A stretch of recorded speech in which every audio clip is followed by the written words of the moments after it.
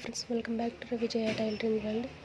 ఈరోజు వీడియోలో వచ్చేసి మన టైలర్ల దగ్గరకు వచ్చే కస్టమర్లు ఎలా ఉంటారు, వాళ్ళు వచ్చేసి ఏ విధంగా అయితే మనం హ్యాండిల్ చేయాలి, ఏ కస్టమర్ని ఏ విధంగా హ్యాండిల్ చేయాలి అని చెప్పేసి నేను ఈ వీడియోలో అయితే చెప్తున్నానండి. ఫస్ట్ ఆఫ్ ఆల్ వచ్చేసి మన వీడియోస్ని ఎవరైనా ఫస్ట్ టైం కనుక చూస్తున్నట్లయితే లైక్ చేయండి.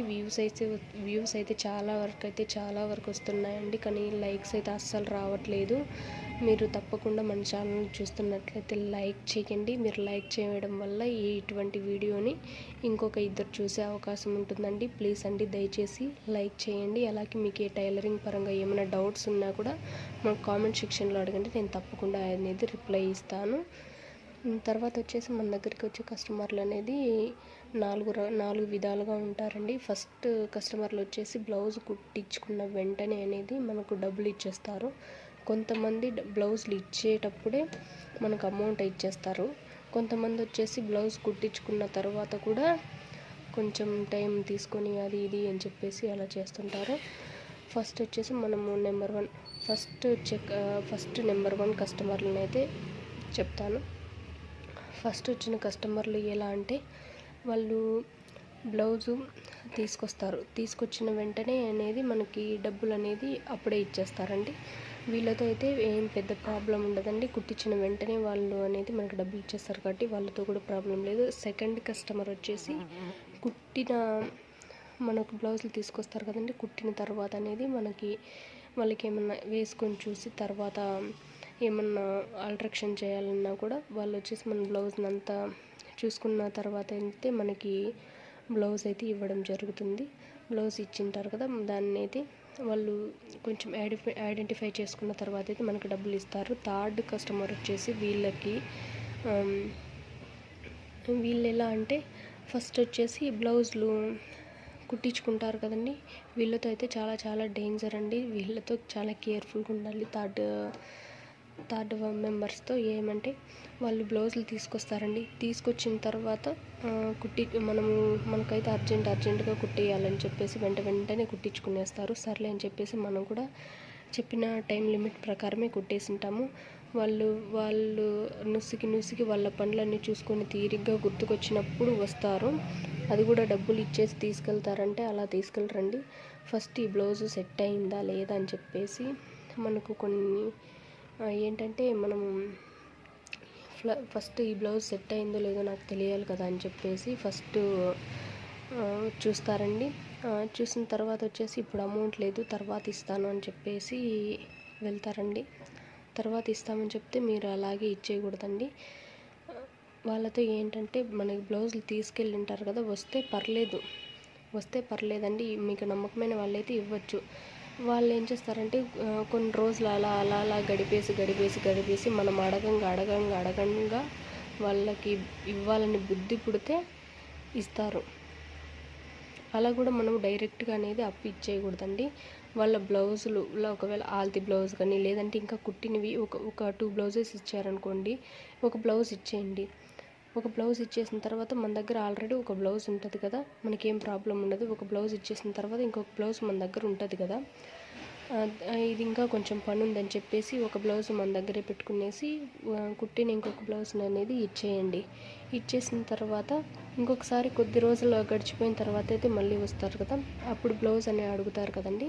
అప్పుడు మీరు చెప్పండి, మీరైతే ఫస్ట్ తీసుకువెళ్ళిన బ్లౌజ్ ఇంకా ఇవ్వలేదండి, ఈ బ్లౌజ్కి ఈ డబ్బులు ఒకేసారి ఇచ్చేసి అయితే తీసుకువెళ్ళండి అని చెప్పేసి చెప్పండి. అప్పుడు అనేది వాళ్ళు చచ్చినట్టు అనేది మన డబ్బులు అయితే ఇచ్చేస్తారండి. ఇంకా ఫోర్త్ మెంబర్ అండి, వీళ్ళు చేసే అసలుకు బ్లౌజులు కుట్టించుకొని వెళ్ళిన తర్వాత ఎలా చేస్తారంటే, ఇప్పుడు బ్లౌజులు కుట్టమని చెప్పి ఇచ్చేసింటారండి. ఇచ్చిన తర్వాత వాళ్ళు వచ్చేసి ఎక్కువ అద్దె ఇళ్ళల్లో ఉండే వాళ్ళైతే ఈ విధంగా చేస్తారండి. నాకు తెలిసినంత వరకు నాకు జరిగినవి కూడా ఇవే. వాళ్ళు ఎలా అంటే, ఇప్పుడు మన దగ్గరికి వచ్చి బ్లౌజులు ఇచ్చింటారు.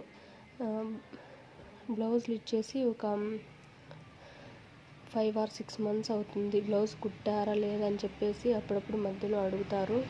కుట్టాము అని చెప్పేసి ఇప్పుడు వస్తాను అప్పుడు వస్తాను అని చెప్పేసి మనకు టైం అలాగే మనకు ముందరకు అనేది దుబ్బుకుంటూ వెళ్ళిపోతుంటారండి కాలాన్ని. వాళ్ళు ఏంటంటే ఇప్పుడు అక్కడక్కడ అని చెప్పేసి చాలామంది వరకు అంటే మన ఒక్కరి దగ్గరే కుట్టించుకోరండి. ఒక్కరి దగ్గర కుట్టించుకుంటే టైలర్ దగ్గర ఏం ప్రాబ్లం ఉండదు అండి. వాళ్ళు మనలాంటి వాళ్ళ దగ్గర 5 టైలర్ల మంది 6 టైలర్ల మంది దగ్గర కాంటాక్ట్ అయ్యి ఉంటారండి. వాళ్ళు కొన్ని రోజులు అక్కడ కొన్ని రోజులు ఇంకో టైలర్ దగ్గర, ఇంకొన్ని రోజులు ఇంకొక టైలర్ దగ్గర అని చెప్పేసి వాళ్ళు అలాగా వాళ్ళకి ఇష్టం వచ్చిన రీతిలో అక్కడ కొన్ని బ్లౌజులు అనేటివి ఇచ్చింటారు. వాళ్ళు ఏం చేస్తారంటే అయ్యో నేను అక్కడ కుట్టించుకుంటాను, అక్కడ ఇంత రేటు ఇక్కడ ఇంత రేటు అని చెప్పేసి అలా కూడా మనకు మనీ తగ్గించుకోవాలని చెప్పేసి కూడా బ్లౌజులు అనేటివి తొందరగా తీసుకువెళ్ళరు. ఇంకొకటి ఏంటంటే వాళ్ళు ఇప్పుడు వాళ్ళకి ఏమన్నా కొంచెం పర్సనల్ ప్రాబ్లమ్స్ ఉండి లేదంటే వాళ్ళు డబ్బులు సరిగ్గా కట్టకను అనేది కొంచెం ఇండ్లు ఖాళీ చేసేసి వెళ్ళిపోతుంటారు కదా, వాళ్ళు కూడా అనేది మనకు సంవత్సరాల తరబడినా కూడా మనకి బ్లౌజులు ఇచ్చినటివి మనం కుట్టినా వేస్టేనండి. వాళ్ళైతే అస్సలుకు రారు. అలాంటి కస్టమర్లే నాకు వచ్చేసి 2 ఉన్నారండి. వాళ్ళ బ్లౌజులు కూడా చూపిస్తాను మీకు ఇప్పుడు. ఒకసారి చూపిస్తానండి. చూసారు కదండి, నాకు శ్రావణ శుక్రవారాలు ఉన్నాయి కదా, ఇప్పుడు శ్రావణ శనివారాలు అన్ని శుక్రవారాలు పూజలు చేస్తారు కదా, నాకు వచ్చిన బ్లౌజులు అయితే ఇవ్వండి.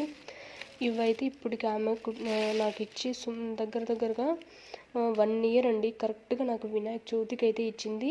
మళ్ళీ నెక్స్ట్ మంత్ వినాయక చవితి కూడా మళ్ళీ దగ్గరకు వచ్చేస్తుందండి. ఇంతవరకు కూడా ఆ కస్టమర్ అనేది బ్లౌజులు తీసుకెళ్ళడానికి అయితే నా దగ్గరికి ఇంతవరకు రాలేదు. ఎలా ఉన్న బ్లౌజెస్ అయితే ఎలా ఉన్నాయి, ఒక ఫోన్ లేదు, అసలు ఏమీ లేదు. ఇలాంటి కస్టమర్ల దగ్గర అయితే మీరు డెఫినెట్గా అంటే కొంతమంది ఇచ్చేస్తారు, కొంతమంది మనకి తెలియని వాళ్ళు ఉంటారు కదండి. వాళ్ళు అడ్రస్ ఇది కాదు, వాళ్ళ ఊరు ఇది కాదు, వాళ్ళు కొత్తగా పరిచయమైన వాళ్ళు. మీరు ఎలా పడితే అలాగనేది అప్పులు ఇవ్వద్దండి. ఒకవేళ ఇచ్చినా కూడా డబ్బులు ఇస్తేనే బ్లౌజులు తీసుకెళ్ళండి. లేదంటే మనకు అటువంటి కస్టమర్లే అక్కర్లేదండి. ఎందుకంటే మనం అంత కష్టపడి మనం టైం వేస్ట్ అయ్యి మనము డబ్బులు కుట్టి ఊరికేనైతే ఇవ్వలేము కదా. ఈ కస్టమర్ అలా చేసింది. ఇంకో వచ్చేసి ఈ బ్యాగ్లో కూడా అనేది ఒక 6 or 7 శారీస్ ఉన్నాయండి. ఆ కస్టమర్ కూడా అయితే నాకు ఈ విధంగానే చేసేసింది. ఇప్పుడు వాళ్ళు ఇన్ని రోజులు అవుతున్నా కూడా కనీసం బ్లౌజులు కుట్టామని చెప్పేసి కూడా అడగలేదు. ఇంకొకటి వచ్చేసి ఏంటంటే బ్లౌజులు కుట్టేసి మన దగ్గరే పెట్టుకుంటాం కదా, వాళ్ళు డబ్బులు ఇస్తారని చెప్పేసి నమ్మకంతో కుట్టేసి పెట్టేసి ఉంటామండి. కుట్టి పెట్టినా కూడా మనకి ఎన్ని రోజులు గడిచిపోతున్నా కూడా వాళ్ళు అనేది మన దగ్గరికి అస్సలు రారు. ప్లస్ మనకు వాళ్ళకి ఇంకా ఏమన్నా ఇప్పుడు మెయిన్ నేను చాలా వరకు చూస్తున్నది ఏంటంటే వాళ్ళకి కొన్ని అప్పులు అలా ఉంటాయి కదండి, చాలా వరకు అప్పులు చేసేసి ఉంటారు. వాళ్ళు బ్లౌజులు కుట్టించుకుందామని చెప్పి ఇచ్చేసి ఉంటారు. నాకైతే ఒక కస్టమర్ అలానే చేసింది. ఆమె వచ్చేసి నా పక్కింటి ఆమె వాళ్ళు వచ్చేసి అద్దెకుంటున్నారండి. వాళ్ళు వచ్చేసి ఫస్ట్ ఒక బ్లౌజ్ అయితే ఇచ్చిందండి. బ్లౌజ్ అయితే నీట్గా ఫిట్టింగ్ అంతా చేసి కుట్టిచ్చేసాను. ఫస్ట్ అయితే డబ్బులు ఇచ్చేసింది బ్లౌజ్కి. సెకండ్ బ్లౌజ్ ఏం చేసిందంటే ఫస్ట్ సారి ఇచ్చేసాను కదా, రెండోసారి కూడా అట్లే ఇచ్చేస్తానని చెప్పేసి రెండో బ్లౌజ్ కూడా అయితే కుట్టించుకుంది. ఆ బ్లౌజ్ వచ్చేసి తీసుకొని వెళ్ళిన 2 days కంతి మళ్ళీ నాకు 3 or 4 శారీస్ తీసుకొచ్చింది. అవి కూడా చూపిస్తాను ఒకసారి. ఇంకో ఈ బ్యాగేనండి, దీంట్లో వచ్చేసి 3 or 4 శారీస్ ఉన్నాయి. ఇవి వచ్చేసి కుట్టేయండి, నేను వెంటనే మళ్ళీ ఈ అమౌంట్ ఆ అమౌంట్ అంతా కలిపి ఇచ్చేస్తానని చెప్పింది.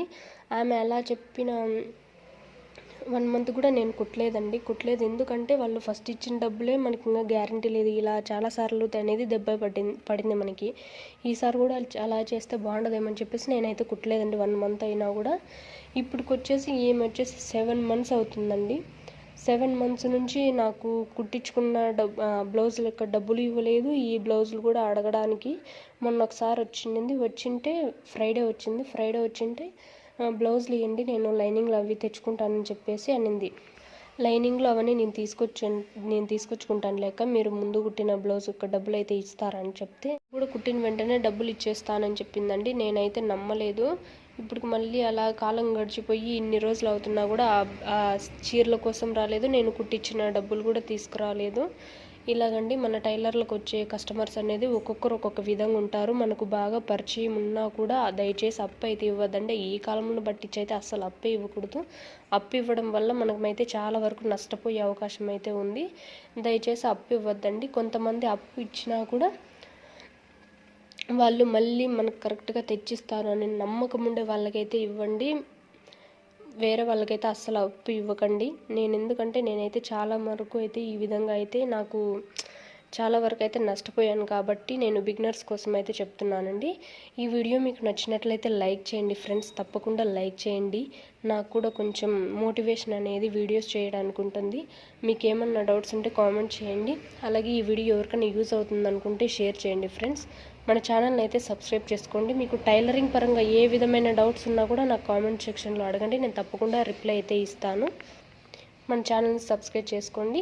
ఈ వీడియో చూసినందుకు thanks for watching friends. Bye.